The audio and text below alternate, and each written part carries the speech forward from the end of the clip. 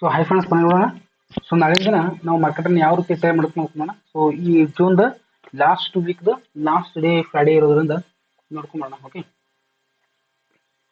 So ನಿನ್ನೆ ಏನು discuss ಮಾಡಿದ್ವಪ್ಪ ಅಂದ್ರೆ ಮಾರ್ಕೆಟಲ್ಲಿ ಸರಿ ನಾವು ಲಾಸ್ಟ್ ನಿನ್ನಿಂದ ನಾವು ಟ್ರೈ ಮಾಡ ನಾನು ಇದು ಮಾಡೋಕ್ಕಾಗಿರಲ್ಲ, ಒಂದು ವಿಡಿಯೋ ಮಾಡಲಿಕ್ಕೆ ಆಗಿರ್ಲಿಕ್ಕಿಲ್ಲ, ಯಾಕಪ್ಪ ನಾನು ಬೇರೆ ಕೆಲಸದಲ್ಲಿ ಬಿದ್ದಿದ್ದೆ. ಸೊ ಹೀಗಾಗಿ ಇವತ್ತಿನ ಏನು ಮಾಡಪ್ಪ ಅಂದ್ರೆ ನಾವು ಏನು ಹೇಳಿದಪ್ಪ ಅಂದ್ರೆ ಲಾಸ್ಟ್ ಅದಕ್ಕಿಂತ ನಿನ್ನಿನ ದಿನ ಮಂಗಳವಾರ. ಸೊ ಈ ದಿನ ಕ್ಯಾಂಡಲ್ ಇದೆಯಲ್ಲ, ಈ ಕ್ಯಾಂಡಲ್ ಏನಪ್ಪ ಅಂತಂದ್ರೆ ಒಂದು ಬುಲಿಶ್ ಟ್ರೆಂಡ್ ಅಂತ ತೋರಿಸ್ಬೋದು. ಒಂದು ವೇಳೆ ಏನಾದ್ರು ಇದು ಕ್ರಾಸ್ ಮಾಡ್ತಪ್ಪ ಅಂದ್ರೆ ಅವಾಗ ಏನಾಗತ್ತಪ್ಪ ಮಾರ್ಕೆಟ್ ಮೇಲಿನ ಸೈಡ್ ಹೋಗುತ್ತೆ ಅಂತ ಹೇಳಿದೆ. ಓಕೆ, ಸೊ ಅದೇ ರೀತಿಯಾಗಿ ಏನಾಯ್ತಪ್ಪ ಮಾರ್ಕೆಟಲ್ಲಿ ನಿನ್ನಿನ ದಿನನೂ ಒಂದು ಇವತ್ತು ಮೊನ್ನೆ ಮಂಗಳವಾರ ದಿವಸ ಒಂದು ಡೋಜಿ ಕ್ಯಾಂಡಲ್, ನಿನ್ನಿನ ದಿನನೂ ಒಂದು ಡೋಜಿ ಕ್ಯಾಂಡಲ್, ಈ ಎರಡು ಡೋಜಿ ಕ್ಯಾಂಡಲ್ ಅನ್ನ ಏನ್ ಮಾಡ್ತಪ್ಪ ಬ್ರೇಕ್ ಮಾಡ್ಕೊಂಡು ಮಾರ್ಕೆಟ್ ಮೇಲೆ ಸುಳಿತು. ಸೊ ಡೋಜಿ ಕ್ಯಾಂಡಲ್ ಬಗ್ಗೆ ನಾನು ನಿಮ್ಗೊಂದು ಏನ್ ಹೇಳಿದಪ್ಪ ಅಂತಂದ್ರೆ ಡೋಜಿ ಕ್ಯಾಂಡಲ್ ಒಂದು ವೇಳೆ ನಾವು ಸಪೋರ್ಟ್ದಲ್ಲಿ ಬಂತಪ್ಪ ಅಂದ್ರೆ ಡೋಜಿ ಕ್ಯಾಂಡಲ್ ಮೇಲ್ಗಡೆ ಹೋಗುತ್ತೆ. ಒಂದು ವೇಳೆ ನಾವು ರೆಸಿಸ್ಟೆನ್ಸ್ ಸ್ಪೇಸ್ ಅಲ್ಲಿ ಒಂದು ವೇಳೆ ಏನಾದ್ರು ಡೋಜಿ ಕ್ಯಾಂಡಲ್ ಬರ್ತಪ್ಪ ಅಂದ್ರೆ ಮಾರ್ಕೆಟ್ ಏನಪ್ಪ ಅಂದ್ರೆ ಕೆಳಗಿನ ಸಲ ತಗೋತಂತ ಇದೆ. ಓಕೆ, ಒಂದು ವೇಳೆ ಏನಾದ್ರು ಹೈಯರ್ ಲೋ ಒಳಗೆ ಏನಾದ್ರು ಡೋಜಿ ಕ್ಯಾಂಡಲ್ ಬಂತಪ್ಪ ಅಂದ್ರೆ ಮಾರ್ಕೆಟ್ ಮೇಲಿನ ಸೈಡ್ ಅಂದ್ರೆ ಫಾಲೋ ಥ್ರೂ ಮಾಡೋದಂತ ಹೇಳಿದೆ.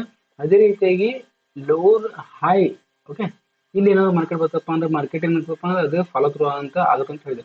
ಇಲ್ಲೇನಾಗಿತ್ತಪ್ಪ ಅಂತಂದ್ರೆ ಲೋವರ್ ಹೈ ಆಗಿತ್ತು. ಓಕೆ, ಹೈಯರ್ ಲೋ ಆಗಿತ್ತು ನೋಡಿ, ಇಲ್ಲೊಂದು ಲೋವರ್ ಹೈ, ಇಲ್ಲೊಂದು ಹೈಯರ್ ಲೋ, ಆಮೇಲೆ ಇಲ್ಲೊಂದು ಹೈಯರ್ ಲೋ. ಈ ರೀತಿ ಮೇಲ್ಗಡೆ ಹೋಗುತ್ತೆ, ಕೆಳಗಡೆ ಬಂದು ಮತ್ತೆ ಮೇಲ್ಗಡೆ ಹೋಗಿ ಕೆಳಗಡೆ ಬಂದು ಮತ್ತೆ ಮೇಲ್ಗಡೆ ಹೋಗಿ ಕೆಳಗಡೆ ಬಂದು ಮತ್ತೆ ಮೇಲ್ಗಡೆ ಹೋಗಿ. ಓಕೆ, ಸೊ ಈ ರೀತಿಯಾಗಿ ಮಾರ್ಕೆಟ್ ಏನಪ್ಪ ಕಂಟಿನ್ಯೂಸ್ ಆಗಿ ಹೈಯರ್ ಲೋ ಮಾಡ್ಕೊಂಡು ಬಂದಿತ್ತು. ಸೊ ಈ ಹೈಯರ್ ಲೋ ಒಳಗೆ ಮಾರ್ಕೆಟ್ ಆಗಿರೋದ್ರಿಂದ ಮಾರ್ಕೆಟ್ ಏನಾಯ್ತಪ್ಪ ಅಂದ್ರೆ ಕಂಟಿನ್ಯೂಸ್ ಆಗಿ ಈ ಒಂದು ಟ್ರೆಂಡ್ ಲೈನ್ ಏನಿತ್ತಲ್ಲ, ಓಕೆ, ಈ ಒಂದು ಝೋನ್ 56,200, ಓಕೆ, ಈ 56,200 ಝೋನ್ ಬ್ರೇಕ್ ಮಾಡ್ಕೊಂಡು ಹೋಗುತ್ತೆ ಮಾರ್ಕೆಟ್ ಕಂಟಿನ್ಯೂಸ್ ಆಗಿ ಸೃಷ್ಟಿ ಮಾಡ್ಕೊಂಡು ಮಾರ್ಕೆಟ್ ಮೇಲಿನ ಸಾಗುತ್ತೆ. ಆಮೇಲೆ ಇಲ್ಲಿ ಇವತ್ತಿನ ದಿನ ರಿಲಯನ್ಸ್ ಒಂದು ಚೆನ್ನಾಗಿರ್ತಕ್ಕಂಥ ಒಂದು ಆಫರ್ ಬಂದಿರೋದ್ರಿಂದ ಅವ್ರ ಬಿಸ್ನೆಸ್ ಆಫರ್ ಅಪ್ಪರ್ ಸರ್ಕ್ಯೂಟ್ ಆಗಿತ್ತು. ಅಪ್ಪರ್ ಸರ್ಕ್ಯೂಟ್ ಆಗಿರೋದ್ರಿಂದ ಮೂರು ಇಂಡಸ್ಟ್ರೀಸ್ ಬ್ಯಾಂಕ್ ನಿಫ್ಟಿ ಮತ್ತು ನಿಫ್ಟಿ ಮತ್ತು ಸೆನ್ಸೆಕ್ಸ್ ಮೂರು ಇಂಡಸ್ಟ್ರೀಸ್ ಏನಾಗಿತ್ತಪ್ಪ ಮಾರ್ಕೆಟ್ ಕಂಟಿನ್ಯೂಸ್ ಮೇಲ್ಗಡೆ ಹೋಗಿತ್ತು. ಸೊ ಅದೇ ರೀತಿಯಾಗಿ ಏನಾಗಿತ್ತಪ್ಪ ಇವತ್ತಿನ ದಿನ ಒಂದು ಆಲ್ ಟೈಮ್ ಹೈ. ಓಕೆ, ಮೊದಲು ಏನ್ ಮಾಡಿತಪ್ಪ ಅಂದ್ರೆ ಆಲ್ ಟೈಮ್ ಹೈ 56,000 ಟಚ್ ಮಾಡಿತ್ತು.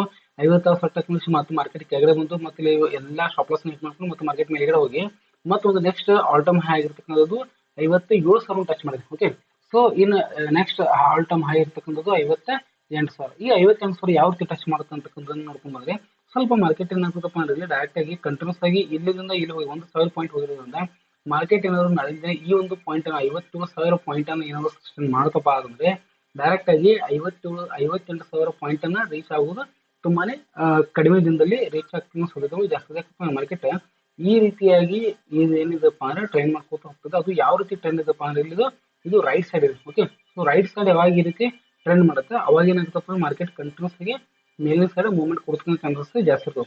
ಬಟ್ ಇಲ್ಲಿ ಒಂದು ನಾವು ಏನ್ ನೋಡ್ಬೋದಪ್ಪ ಅಂದ್ರೆ ಒಂದೆರಡು ದಿವಸ ಏನಾಗ್ಬೋದಪ್ಪ, ಒಂದೆರಡು ದಿವಸ ಅಥವಾ 3 ದಿವಸ ಸ್ವಲ್ಪ ಚಿಕ್ಕದಾಗಿರ್ತಕ್ಕಂಥ ಒಂದು ಕನ್ಸೋಲೇಷನ್ ಮಾಡ್ಕೊಂಡು ಮಾರ್ಕೆಟ್ ಇಲ್ಲಿ ಟ್ರೇಡ್ ಮಾಡ್ತಕ್ಕಂಥ ಸಾಧ್ಯತೆಗಳು ಜಾಸ್ತಿ ಇದೆ. ಯಾಕಪ್ಪ ಇವತ್ತಿನ ಸ್ವಲ್ಪ ಜಾಸ್ತಿ ರ್ಯಾಲಿ ಕೊಟ್ಟಿರೋದ್ರಿಂದ ಜಾಸ್ತಿ ರ್ಯಾಲಿ ಅಪ್ಪ ಎಷ್ಟು ಕೊಟ್ಟಿದೆ ಅಂದ್ರೆ ನೋಡ್ಕೊಂಡ್ರೆ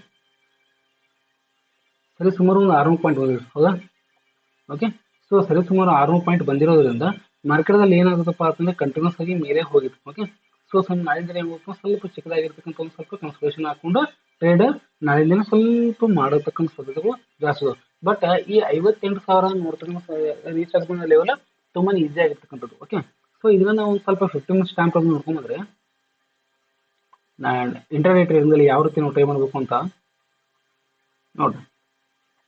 ಇಲ್ಲಿ ಏನಾಗಿತ್ತಪ್ಪ ಅಂದ್ರೆ ನಮಗೆ ಆಲ್ ಟೈಮ್ ಹೈ ಏನಾಯ್ತಪ್ಪ ಅಂದ್ರೆ ಈ ಒಂದು ಸ್ಪೇಸ್ ಅಲ್ಲಿ. ಓಕೆ, ಯಾಕಪ್ಪ ಅಂದ್ರೆ ಈ ಸ್ಪೇಸ್ ನೋಡ್ರಿ ಕಂಟಿನ್ಯೂಸ್ ಆಗಿ ಈ ಸ್ಪೇಸ್ ಅಲ್ಲಿನೂ ರೆಸಿಸ್ಟೆನ್ಸ್ ತಗೊಂಡಿತ್ತು, ಈ ಸ್ಪೇಸ್ ರೆಸಿಸ್ಟೆನ್ಸ್ ತಗೊಂಡು ಮಾರ್ಕೆಟ್ ಕಂಟಿನ್ಯೂಸ್ ಆಗಿ ಕೆಳಗಡೆ ಬಂದು ಮತ್ತೆ ಮಾರ್ಕೆಟ್ ಮಾಡಿತಪ್ಪ ಅಂದ್ರೆ ಈ ಒಂದು ಝೋನ್ ದಲ್ಲಿ ಬಂದು ಮತ್ತೆ ಇಲ್ಲಿ ಒಂದು ಗ್ಯಾಪ್ ಮಾಡಿತ್ತು. ಓಕೆ, ಸೊ 56,200 56,400 ಏನ್ ಮಾಡಿದಪ್ಪ ಒಂದು ಗ್ಯಾಪ್ ಮಾಡಿತ್ತು, ಹೆವಿ ಆಗಿರ್ತಕ್ಕಂಥ ಗ್ಯಾಪ್.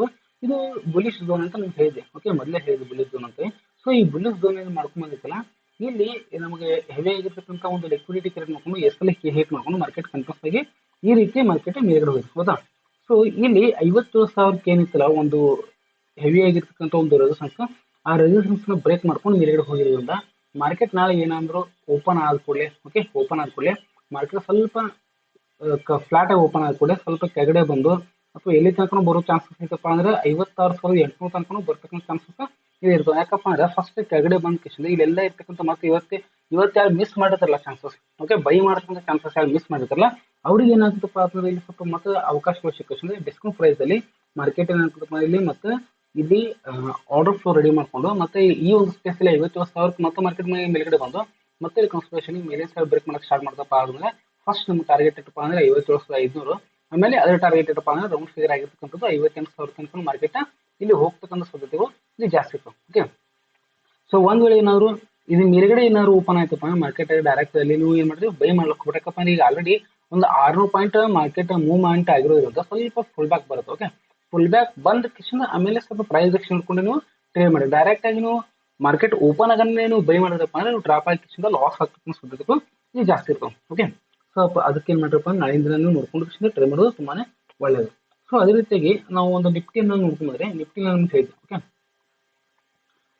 ನಿಫ್ಟಿ ಏನಪ್ಪ ಈ ಒಂದು ಸ್ಪೇಸ್ ತುಂಬಾನೇ ಹೆವಿ ಆಗಿರ್ತಕ್ಕಂಥ ಒಂದು ರೆಸಿಸ್ಟೆನ್ಸ್ ಏರಿಯಾ ಇದೆ. ಓಕೆ, ಈ ರೆಸಿಸ್ಟೆನ್ಸ್ ಏರಿಯಾದಲ್ಲಿ ಏನಾಗಿತ್ತಪ್ಪ ಅಂದ್ರೆ ಮಾರ್ಕೆಟ್ ಸಿಕ್ಕಾಪಟ್ಟೆ ಸರ್ತಿ ಏನಾಗಿತ್ತಪ್ಪ ಅಂದ್ರೆ ಫಸ್ಟ್ ಕೆಳಗಡೆ ಬಂದಿತ್ತು, ರೆಸಿಸ್ಟೆನ್ಸ್ ಹಿಟ್ ಮಾಡಿತ್ತು, ಆಮೇಲೆ ಕೆಳಗಡೆಯಿಂದ ಮೇಲ್ಗಡೆ ಹೋಗಿತ್ತು, ಸಪೋರ್ಟ್ ಹಿಟ್ ಮಾಡಿತ್ತು. ಈ ರೀತಿಯಾಗಿ ಏನಾಗಿತ್ತಪ್ಪ ಅಂದ್ರೆ ಸಿಕ್ಕಾಪಟ್ಟೆ ಸರ್ತಿ ಏನಾಗಿತ್ತಪ್ಪ ಅಂದ್ರೆ ಈ ಒಂದು ಏರಿಯಾ 25,500ರಿಂದ 25,200 ತನಕ ಏನಾಗಿತ್ತಪ್ಪ ಅಂದ್ರೆ ಒಂದು ಹೆವಿ ಆಗಿರ್ತಕ್ಕಂಥ ಒಂದು ಫ್ಲಿಪ್ ಝೋನ್ ಆಗಿತ್ತು. ಹೆವಿ ಆಗಿರ್ತಕ್ಕಂಥ ಒಂದು ಫ್ಲಿಪ್ ಝೋನ್ ಆಗಿತ್ತು. ಸೊ ಫ್ಲಿಪ್ ಝೋನ್ ಅಂದ್ರೆ ಹೆವಿ ಆಗಿರ್ತಕ್ಕಂಥ ಸಪೋರ್ಟ್ ಅಂತಾನು ಹೇಳ್ಬೋದು ಮತ್ತು ಹೆವಿ ಆಗಿರ್ತಕ್ಕಂಥ ಒಂದು ರೆಸಿಸ್ಟೆನ್ಸ್ ಅಂತಾನು ಹೇಳ್ಬೋದು.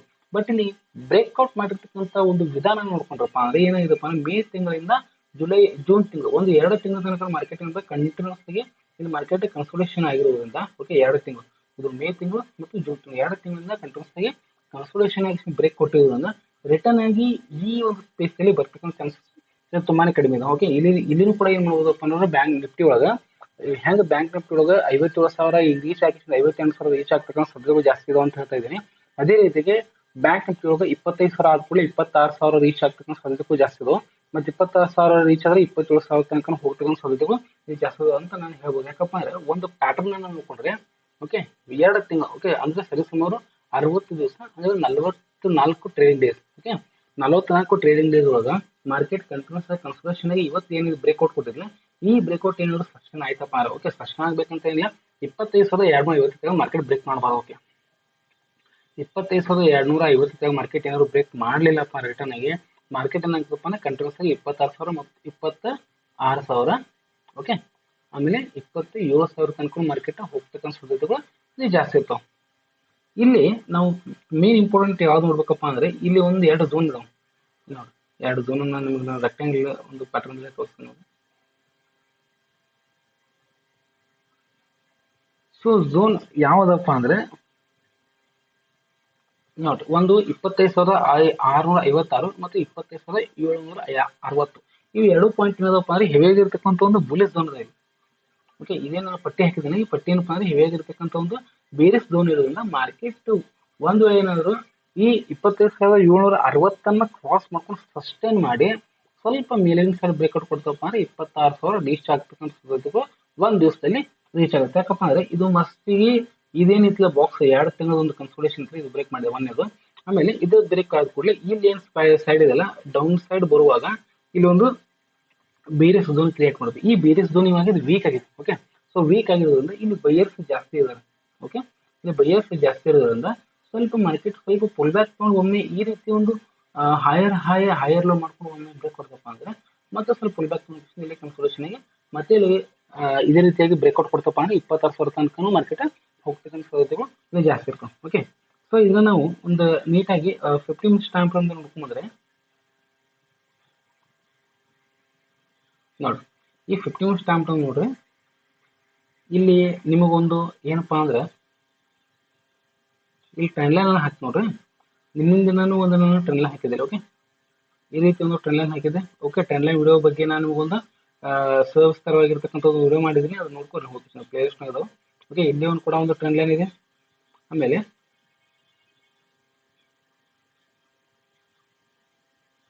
ಇಲ್ಲೇನು ಕೂಡ ಒಂದು ಟ್ರೆಂಡ್ ಲೈನ್ ಇದೆ. ಹೌದಾ, ಸೊ ಇಲ್ಲಿ ನೋಡ್ರಿ ಈ ಟ್ರೆಂಡ್ ಲೈನ್ಗಳು ಏನಾದಲ್ಲಪ್ಪ ಯಾವ ಸೈಡ್ ಅದಪ್ಪ ಅಂದ್ರೆ ಇವು ರೈಟ್ ಸೈಡ್. ಓಕೆ, ಟ್ರೆಂಡ್ ಲೈನ್ಗಳು ರೈಟ್ ಸೈಡ್ ಅದಾವ ಒಂದೇದು. ಈ ಎರಡನೇದಪ್ಪ ರೈಟ್ ಸೈಡ್ ದಲ್ಲಿ ಕೂಡ ಇಲ್ಲಿ ಏನದಪ್ಪ ಲೋವರ್ ಅಲ್ಲಿ ಅಂದ್ರೆ ಡೌನ್ ಸೈಡ್ ಬಾಟಮ್ ದಿಂದ ಏನಾಗ್ತದಪ್ಪ ಅಂತಂದ್ರೆ ಮೇಲಿನ ಸೈಡ್ ಹೋಗ್ತದೆ. ಹೌದಾ, ಸೊ ಇಲ್ಲಿ ಏನಪ್ಪಾ ಅಂದ್ರೆ ಈ ಒಂದು ಸ್ಪೇಸ್ ಅಲ್ಲಿ ಸಪೋರ್ಟ್ ಇರುತ್ತೆ, ಈ ಒಂದು ಸ್ಪೇಸ್ ಅಲ್ಲಿ ಕೂಡ ಸಪೋರ್ಟ್ ಇರುತ್ತೆ, ಈ ಒಂದು ಸ್ಪೇಸ್ ಅಲ್ಲಿ ಕೂಡ ಪೂರಾ ಮಾರ್ಕೆಟ್ ಸಪೋರ್ಟ್ ಇರುತ್ತೆ.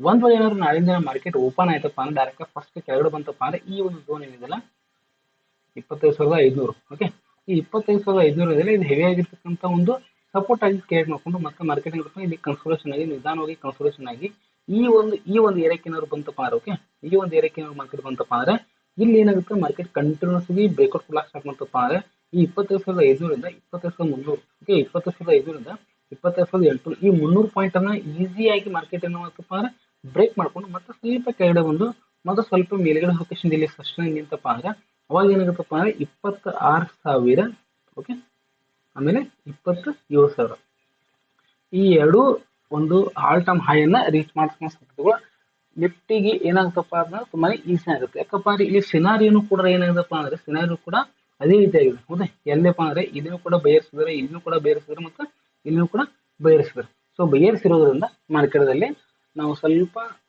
ಇವೇನ್ ಇದಾವಲ್ಲ ಇವು ಬುಲಿಸ್ ಬಿಯರ್ ಝೋನ್ ಅಂತ ಇರೋದಿಲ್ಲ, ಯಾವಾಗ ಇದು ಮಾರ್ಕೆಟ್ ಬುಲ್ ಸೈಡ್ ಇರುತ್ತೆ ಅವಾಗ ಏನಾಗಪ್ಪ ಅಂತಂದ್ರೆ ಎಲ್ಲ ರೆಸಿಸ್ಟೆನ್ಸ್ ಏನಾಗಪ್ಪ ಅಂದ್ರೆ ವೀಕ್ ಆಗುತ್ತೆ, ಓಕೆ. ಸೊ ಇದು ಡೌನ್ ಟ್ರೆಂಡ್ ಅಲ್ಲಿ ಏನ್ ಮಾಡಬೇಕು, ಅಪ್ ಟ್ರೆಂಡ್ ಅಲ್ಲಿ ಏನ್ ಮಾಡಬೇಕು ಅಂತಕ್ಕಂಥದ್ದನ್ನ ಒಂದು ವಿಡಿಯೋವನ್ನ ಕಂಪ್ಲೀಟ್ ವಿಡಿಯೋವನ್ನ ನಾನು ಒಂದು ಪ್ಲೇ ಲಿಸ್ಟ್ ನಾನು ಹಾಕಿದ್ದೀನಿ. ಆ ಪ್ಲೇ ಲಿಸ್ಟ್ ನಲ್ಲಿ ಲೊಕೇಶನ್ ಸ್ವಲ್ಪ ಅದನ್ನ ನೀವು ನೋಡ್ಕೊಳ್ಳಿ, ಓಕೆ. ಸೊ ಅವಾಗ ನಿಮ್ಗೆ ಏನಾಗುತ್ತಪ್ಪ ಅದು ಅರ್ಥ ಆಗುತ್ತೆ ಕ್ಲಿಯರ್ ಆಗಿ. ಸೊ ಹೀಗಾಗಿ ಏನ್ ಮಾಡಿರಪ್ಪ ಅಂದ್ರೆ ನಾಳಿಂದ ನೀವು ಸ್ವಲ್ಪ ನೋಡ್ಕೊಂಡು ಟ್ರೇಡ್ ಮಾಡಿ, ಓಕೆ. ಸ್ವಲ್ಪ ಮಾಡುವಾಗ ಇದು ಫಸ್ಟ್ ಮೇನ್ ಪಾಯಿಂಟ್ ಅಪ್ಪ ಅಂದ್ರೆ 25,500, ಓಕೆ. 25,500 ಸ್ವಲ್ಪ ನೀವು ಗಮನ ಕೊಟ್ಟು ನೋಡ್ರಿ. ಇದೊಂದು ಏನಾದ್ರು ಮಾರ್ಕೆಟ್ ಏನಾದ್ರು ಕೆಳಗಡೆ ಬ್ರೇಕ್ ಮಾಡಿ ಮೀಡಿಯಂ ಸೈಡ್ ಹೋಯ್ತಪ್ಪ ಅಂದ್ರೆ ಈ ಒಂದು ಝೋನ್ದಲ್ಲಿ ಅವೇ ಹೇಳಿದ್ರೆ ಈ ಒಂದು ಝೋನ್ದಲ್ಲಿ ಮಾರ್ಕೆಟ್ ಏನೋ ಬಂತಪ್ಪ ಮತ್ತೆ ಮಾರ್ಕೆಟ್ ಮೇಲೆ ಸೈಡ್ ಫುಲ್ ಮಾಡ್ತಕ್ಕಂಥ ಸಾಧ್ಯತೆಗಳು ಇಲ್ಲಿ ಜಾಸ್ತಿ ಇರ್ತವೆ. ಸೊ ಅದೇ ರೀತಿಯಾಗಿ ನಾನು ವಿಡಿಯೋ ಮಾಡಿರ್ತಕ್ಕಂಥದ್ದನ್ನು ನೋಡ್ಕೊಂಡು ನೀವು ಟ್ರೈ ಮಾಡೋದಂತ ನಿಮ್ಮದೇ ಆಗಿರ್ತಕ್ಕಂಥ ಒಂದು ಸ್ವಂತ ಅನಲೈಸೇಷನ್ ನೋಡ್ಕೊಂಡು ನೀವು ಟ್ರೈ ಮಾಡಿ. ಅದೇ ರೀತಿಯಾಗಿ ನಿಮ್ಗೆ ಯಾರಾದರೂ ಫ್ರೆಂಡ್ಸ್ ಇದ್ರಪ್ಪ ಅಂದ್ರೆ ಅವ್ರಿಗೆ ಸ್ವಲ್ಪ ನೀವು ಈ ಚಾನಲ್ನ ಶೇರ್ ಮಾಡೋದಕ್ಕೆ ಸಬ್ಸ್ಕ್ರೈಬ್ ಮಾಡಲಾಗ ಹೆಲ್ಪ್ ಮಾಡಿ, ಓಕೆ. Thank you.